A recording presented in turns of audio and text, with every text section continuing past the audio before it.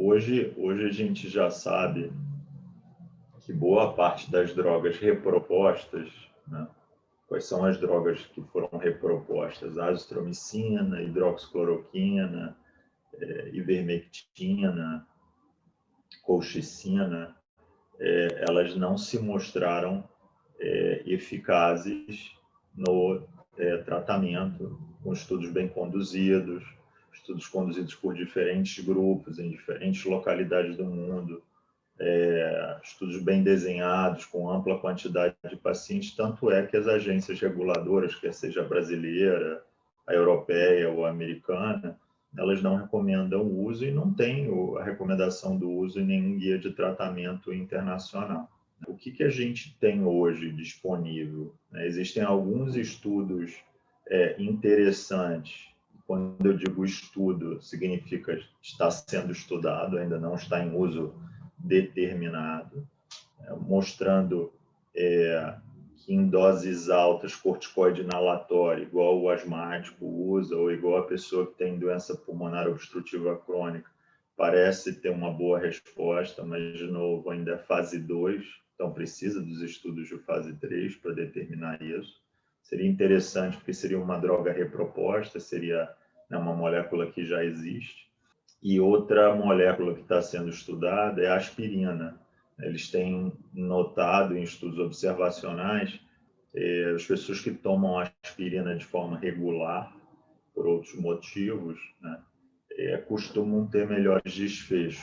Então, isso ainda está, quando eu digo desfecho, ou seja, a pessoa tem menos complicações, sobrevive, vai menos a CTI, etc. Isso parece ser extremamente interessante no contexto de longo prazo. Né? No contexto de curto prazo, o que a gente tem são 2 ou 3 antivirais, onde os mais conhecidos são o Monopiravir, e existe um outro composto da GSK, que o Monopiravir está um pouquinho mais adiantado, está indo para a fase 3 já. Né? O da GSK ainda está um pouco atrasado não, mais para trás, né? No estudo.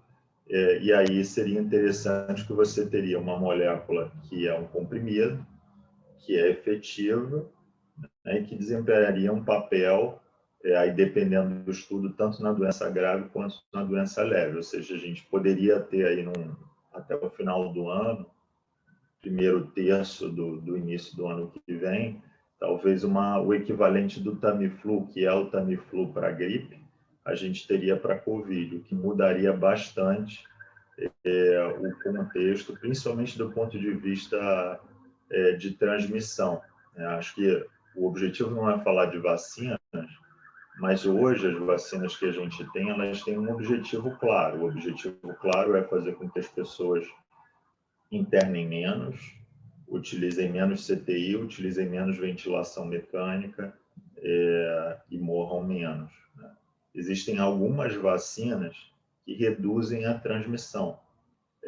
O grande segredo é para a gente controlar em definitivo a pandemia, a gente controlar a transmissão, que seja através da detecção precoce dos casos, isolamento dos casos, e detecção precoce dos contactantes, testagem e isolamento desses contactantes, quanto pela redução da transmissão entre pessoas, quer seja por hábitos, uso de máscara, distanciamento, ambientes abertos, ou através de vacinas. Existem 2 vacinas, 2 tipos de vacinas, né, para não fazer propaganda aqui de nenhuma vacina, especificamente as vacinas de RNA mensageiro e um dos tipos da vacina de vetor viral parecem reduzir a transmissão em 50% já com uma dose. Posso até falar quais são as vacinas. São Oxford, AstraZeneca e Pfizer, que teve esse estudo. Tá? Isso é extremamente interessante, porque aí você atinge o objetivo seguinte, que é reduzir a transmissão. Né? Isso faz com que a gente possa almejar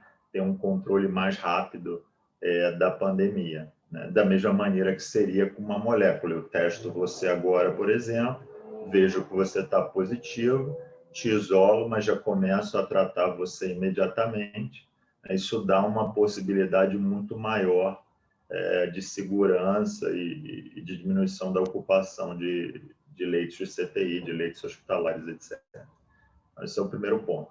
Para as pessoas que têm Covid grave, né, COVID que acaba internando, que acaba indo para o CTI. Hoje a gente tem algumas moléculas que são feitas no contexto hospitalar.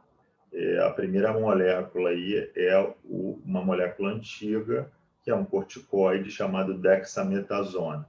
Existem também outros estudos, né, que propõem equivalência, então a metilprednisolona ou a prednisona em altas doses, mas o estudo em inglês, que é da Universidade de Oxford também, chamado Recovery, ele utilizou dexametasona em dose de 6 miligramas por dia por 10 dias, mostrando redução de mortalidade, de tempo de CTI, etc. É interessante que quando você vai olhar estudos de dexametasona na síndrome inflamatória pulmonar ou na síndrome inflamatória generalizada, existe um espaço muito amplo aí de aumento dessa dose. Então, a gente fala em 6 miligramas, mas tem estudos que mostram até que a gente poderia dobrar essa dose, né? Então, é interessante porque existe um espaço também, existe gordura para a gente poder aumentar no paciente. É uma dose, é uma molécula barata, ela é facilmente acessível no mundo inteiro, né? Então, é uma possibilidade. As outras possibilidades são anticorpos, né, monoclonais ou policlonais, que eram utilizados em outras doenças, por exemplo, artrite reumatoide e outras doenças inflamatórias, que são utilizados justamente nessa fase grave. Bruno, elas têm ação contra o vírus? Não. Nenhuma dessas moléculas tem ações contra os vírus, nem o Decadron, que é a dexametasona, nem essa que eu vou falar agora. A molécula, o objetivo dela é diminuir a inflamação que o corpo está causando e essa inflamação que leva à gravidade do corpo, tá? Leva à gravidade, perdão, da doença. Essa molécula é o tocilizumab. Não é todo mundo que tem indicação para fazer. Existe momento que você pode fazer, você precisa ter não respondido a corticoide primeiro, né? Precisa excluir infecção.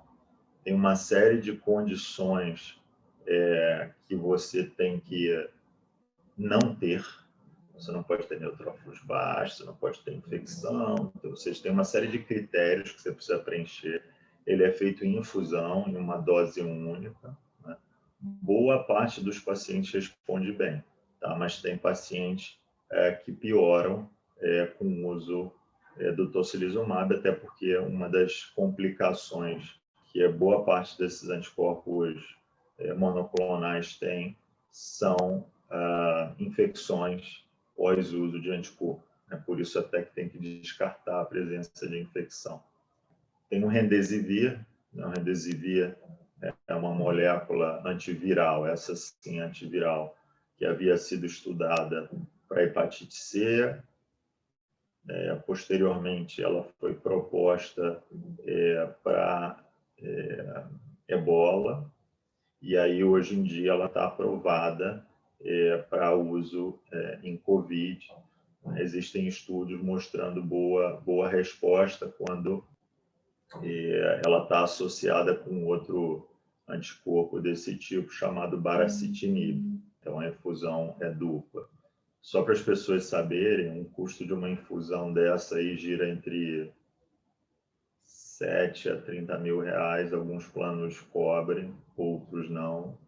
Acho pouco provável a gente ter disponível no Sistema Único de Saúde, né? Por enquanto, as experiências que eu tenho visto são no mercado privado. E, por último, mais recentemente, foi aprovado aquele coquetel de anticorpos que foi utilizado, inclusive, pelo antigo presidente dos Estados Unidos, o Trump, que é um coquetel da Regeneron, com o objetivo também de tirar as pessoas da fase grave, né? Quando as pessoas respondem a essas moléculas, a resposta é impressionante. Você usa hoje, daqui a 5 dias, a pessoa reduziu completamente a gravidade. Talvez ela saia do CTI e vá para o quarto em até 5 dias, né?